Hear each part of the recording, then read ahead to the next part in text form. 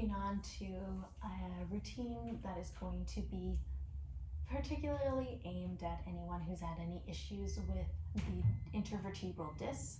So those are basically the little joints between each of the bones of our entire spine. Probably if you've had a disc injury, you know exactly what I'm talking about. That being said, you do not have to have a disc injury to go through these exercises. There's plenty of other lower spinal issues that can benefit if you want to keep your spinal health. If you have ankylosing spondylitis, if you have any stenosis, osteoporosis or osteoarthritis, all are good ones. Injuries to your SI joints or to your glutes, pelvic issues, all of it is going to benefit, or even if you just have nothing wrong at all and you just want to make sure that your spine stays healthy. The nice thing is that these exercises are very low impact, and the point is start at the most minimal thing and we slowly progress and work our way up.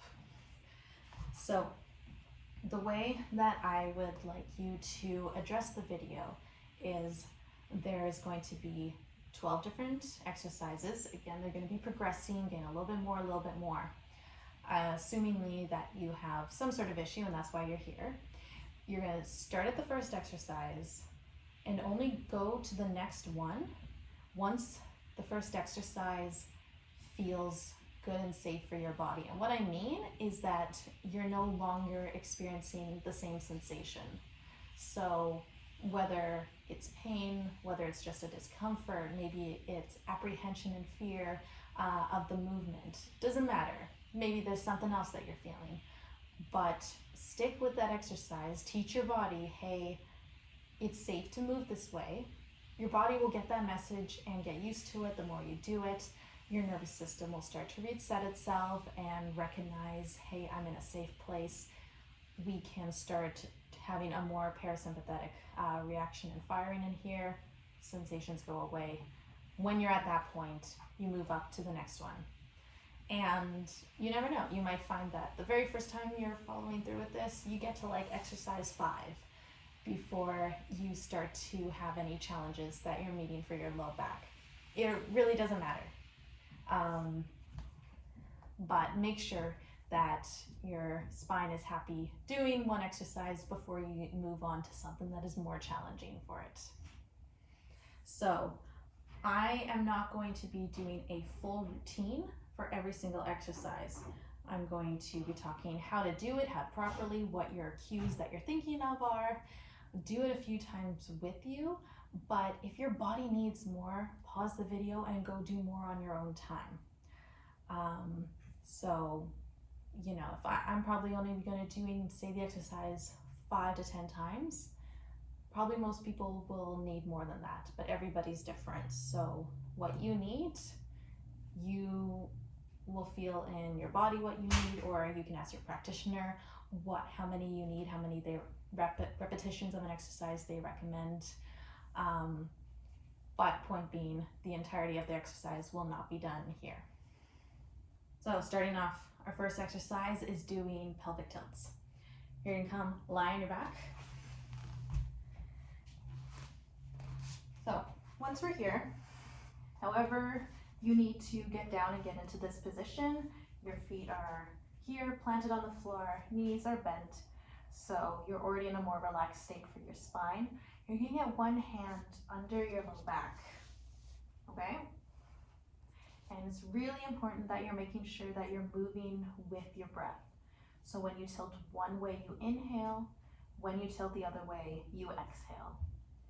So all you're going to do when you are creating what's called a posterior tilt of the pelvis, that's when you're thinking of contracting your abdominals in the front, pulling your belly button down towards your spine, towards the floor. And when you do this, as you tighten up your abdominals here, you should feel your pelvis starts to roll backwards. So if I put my hands right here and I pull my belly to my spine, you can see my hands move. They've shifted, they've rolled backwards, right?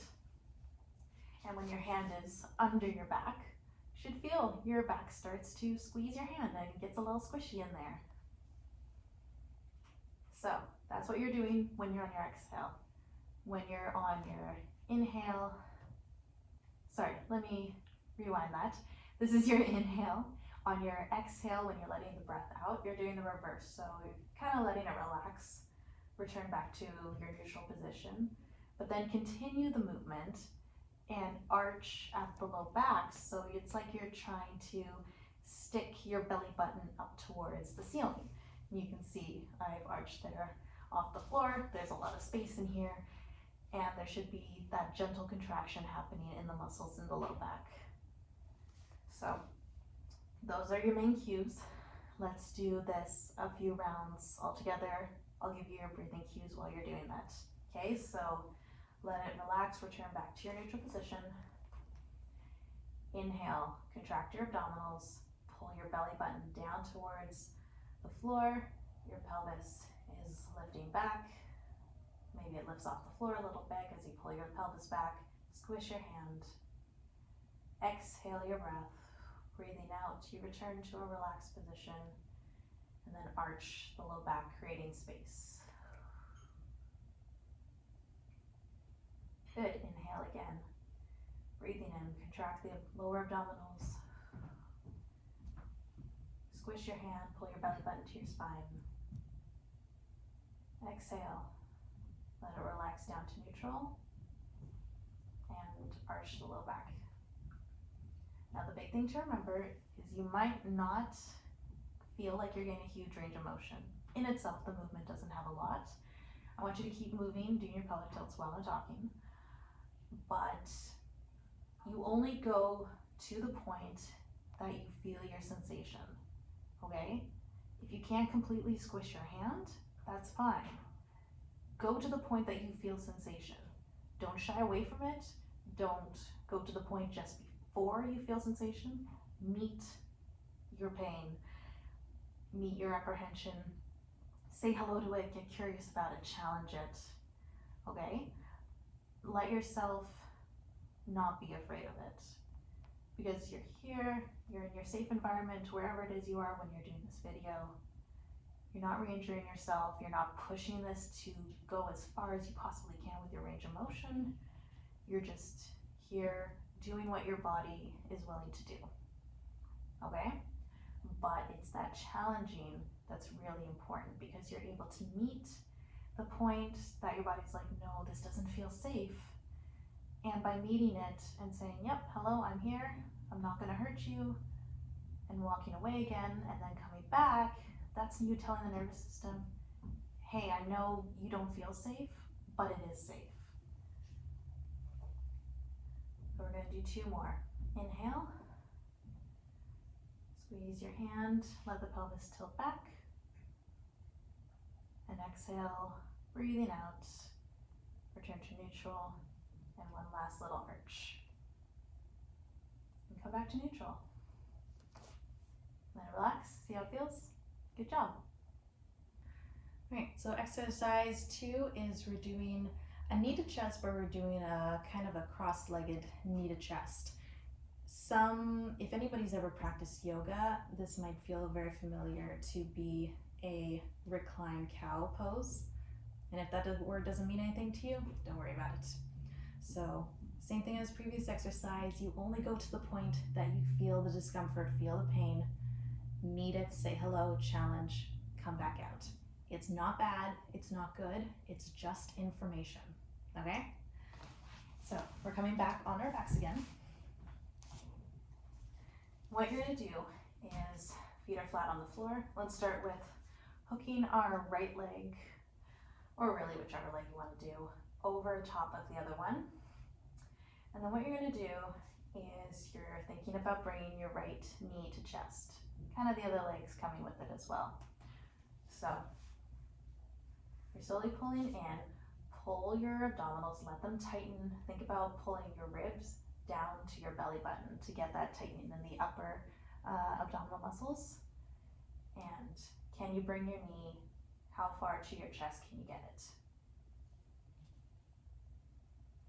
Now, as you bring it back, you might notice it's a little more difficult. It's an eccentric contraction. It's going to be more difficult on the hip flexors, on the abdominals, all of it. But if you lose, as you're coming back out, if you're starting to feel a lot of pain in your low back, it might be because you've lost that abdominal contraction. So again, only go to the point that you feel, if you need to, put a hand under your low back to make sure you continuously squeeze it. If coming this far out, you find you lose it, don't go that far, okay? Only go maybe this far. Let me find a spot. Only go this far, squeeze your hand, and come back down. It's a couple inches off the ground. If that's what you got, that's amazing, okay? So we'll do it again. So pin ribs to belly button, and then belly button to the spine.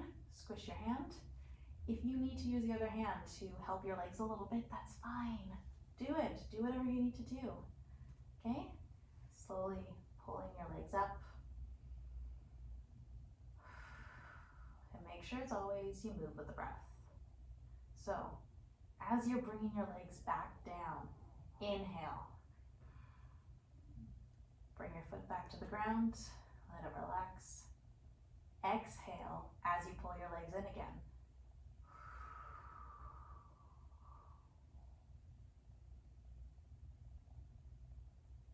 Inhale, bring your legs back down to the floor.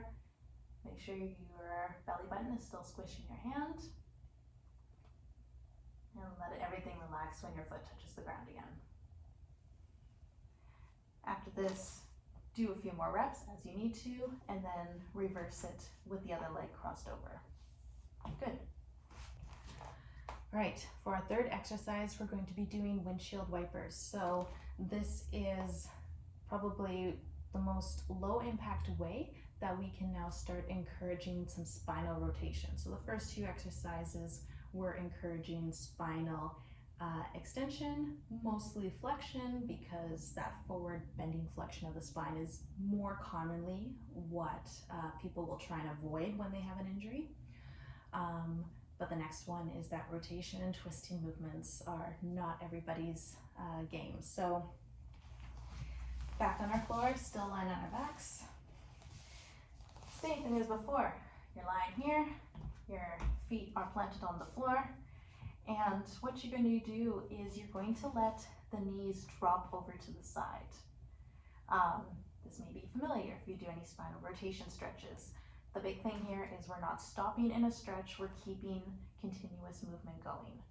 So let your knees drop down to one way. You can put out your hands this way if you need to for extra balance, but you're just letting them drop down.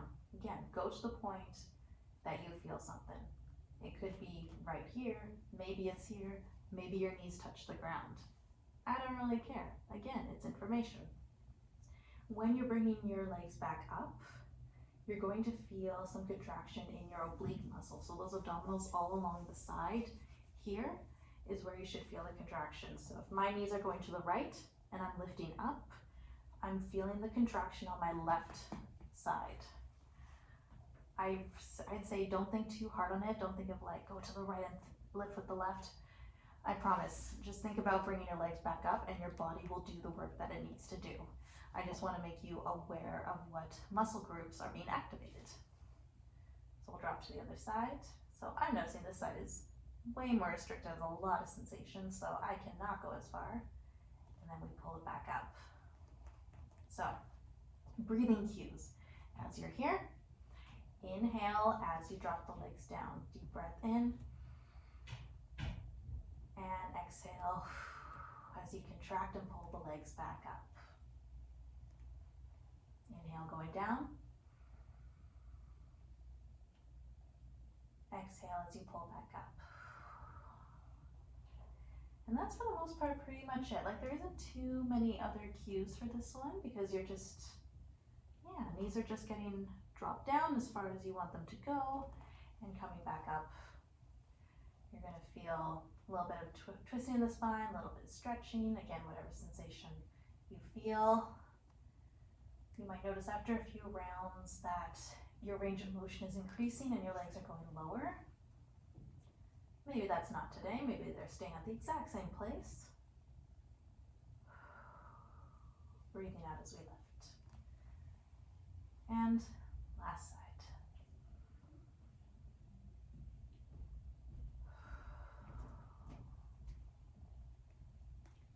Good job. All right, exercise number 4 is doing leg lifts. So the purpose of it is that you are getting some of the spinal flexion when we lift our legs, but the difference is rather than moving the spine and bending forward over the legs, you're lifting the legs to bend to the spine. The other side is that the leg lifts will also activate our internal hip flexors, and those muscles, particularly the psoas major muscle, attaches onto our lower spine. So it has a direct correlation and effect on our spinal health. And we want that muscle to be as strong and capable of its full extent of mobility as we possibly can. For a lot of people, it's often tight. Stretching is good for it, but also strength training the muscle is equally needed. Okay, so on our backs, this time legs are fully straight. If you feel your non-working leg wants to stay bent, that's fine, then you do that. You do you. So coming on our backs, and I don't care where you have the hands, if you want to have them out to your side, down by your side, doesn't really matter. So the leg is straight. I'm going to work with this leg first, and I want the contraction to come from up in the front here in the quads and inside the hip, in my hip, internal hip flexors. I want to see the legs are staying straight, because if they're straight, that means the quads are activated, because they are needed to keep the knee straight. I don't want to see too much knee bending. You might notice you have some if your hamstrings are super tight, but again, do the best you can. You know, even if I'd rather see it here than here, that makes sense, right? So the movement itself is just leg lifts, go like that and back down again, okay? You only need to really go up to 90 degrees. After that point, most people don't usually have that flexibility anyway, but even after that point, it's just a little bit at the end. This is really all you can get without adding in more spinal flexion in to continue the movement.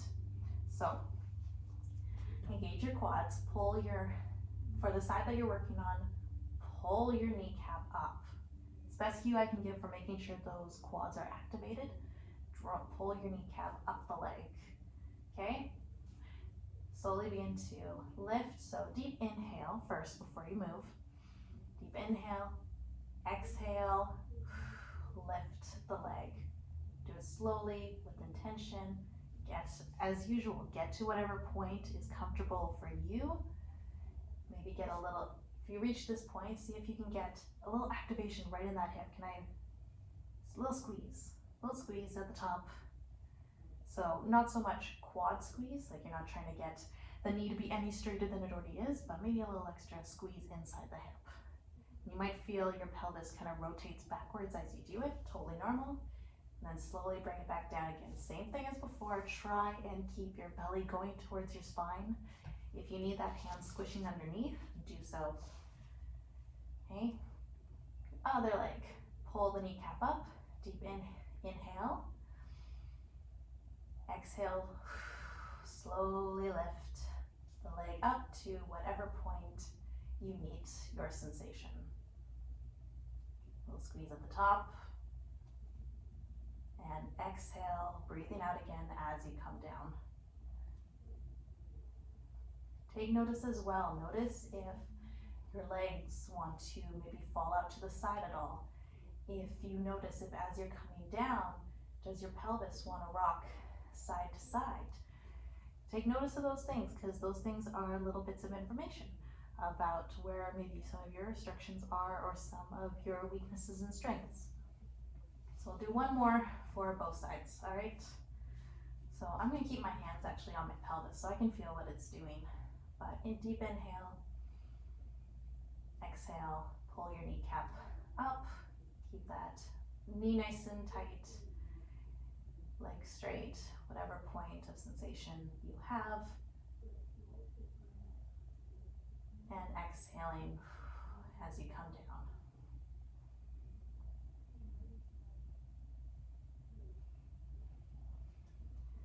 Big inhale,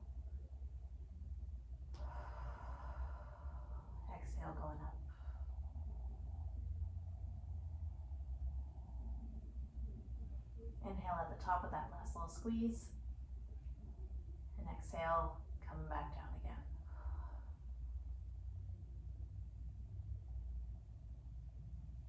Good job. All right, the fifth exercise is going to be getting at our inner thighs, because inner thigh strength is just as important for supporting the pelvis as the outer thighs and the outer glutes. So for this one, you're coming in line on your side. All right, now the top leg is not the one working, the bottom leg is. Whether it's back here behind the leg, here in front of the leg, somewhere around in the air, I don't really care where you want to put it, as long as it's comfy for your body and you feel stabilized. I just have a hand right here. Now, the thing I want you to think about is your knee and your toe of the working leg is facing the wall opposite you. So it's not rotating upwards to the sky, 45 degrees, trying to turn down, none of that. It's staying neutral in the same plane that you are. And same thing, my torso is also staying the same. Now, the range of motion for these inner leg lifts is honestly not very much. We only have so much movement that we can get. And this is all it is on my end, okay? Now, the inner thigh is the one that's working. All these guys in here, you might feel it up to the groin, you might feel it down by the knee, in the middle, all of the above. It could be anywhere that you feel it along the entirety of the muscle group. So, as usual, deep inhale, you are lifting the muscle and contracting the muscle with the exhale. Okay, so deep inhale and exhale, lift, squeeze the inner thigh. Think about lifting from the inner thigh rather than lifting from the foot. Okay, exhale, breathe out as you lift. Breathe in as you lower. We'll do 4 more of those.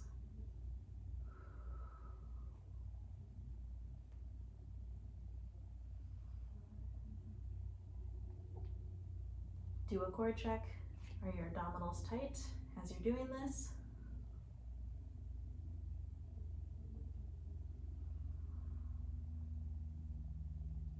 Two more.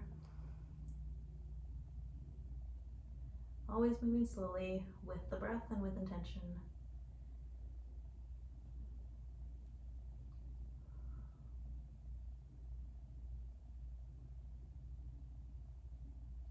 Good. All right, and in your own time, let's do the other leg. Okay, we're on to the 6th exercise. We are halfway through, and at this point, we're at the end for this video section.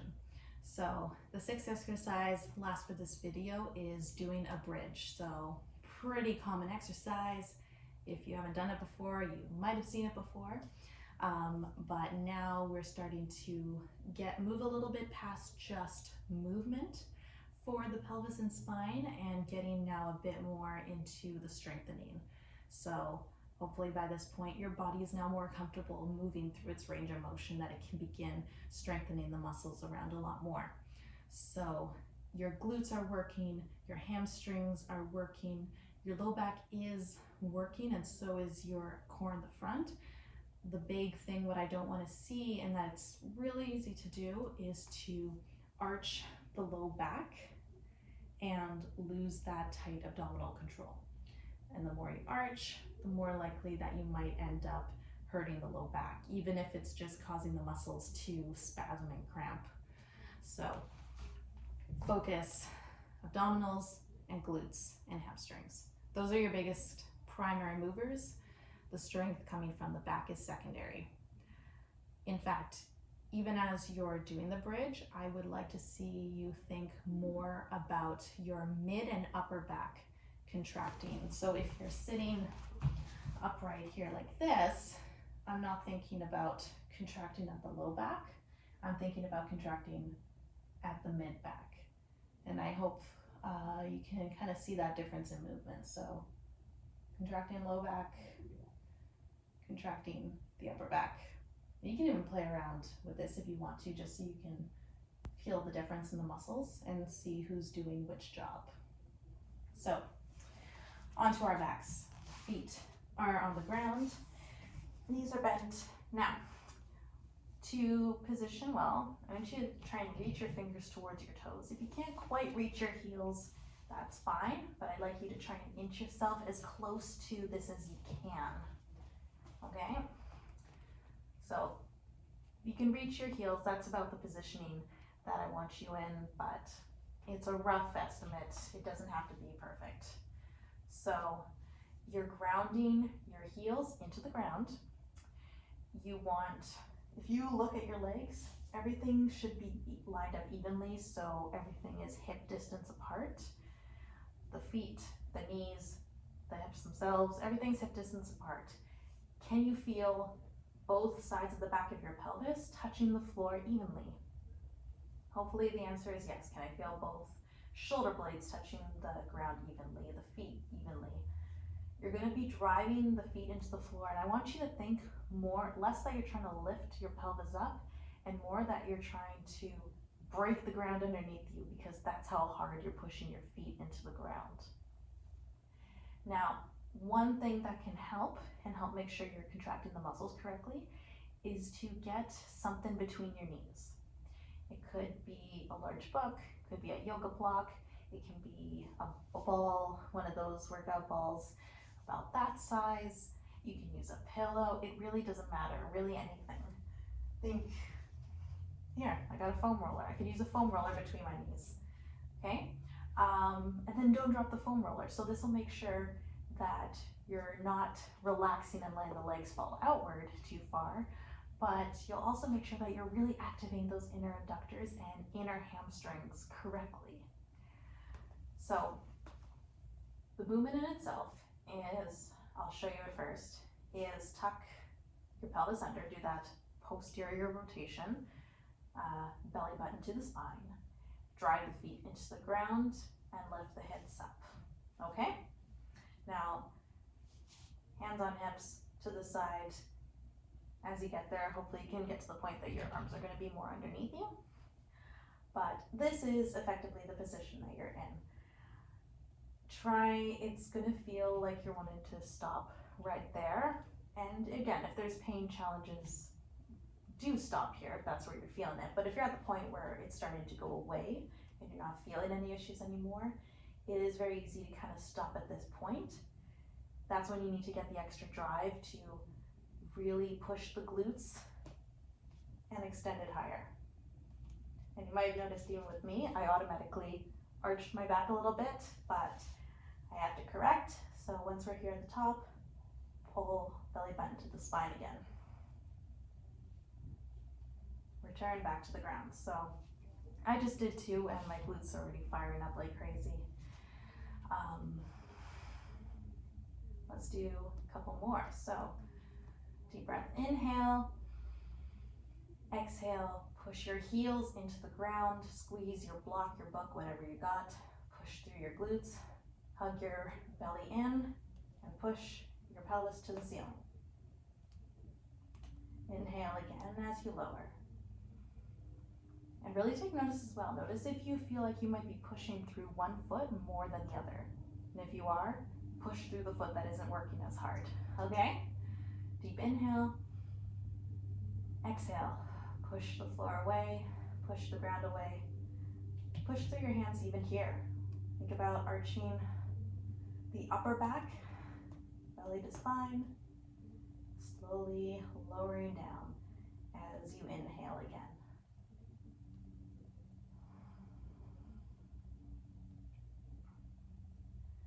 Last one that I'll do with you. So inhale your breath. Exhale.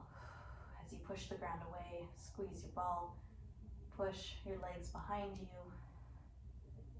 belly to spine, squeeze the glutes super hard, get it at the top, and inhale again as you lower.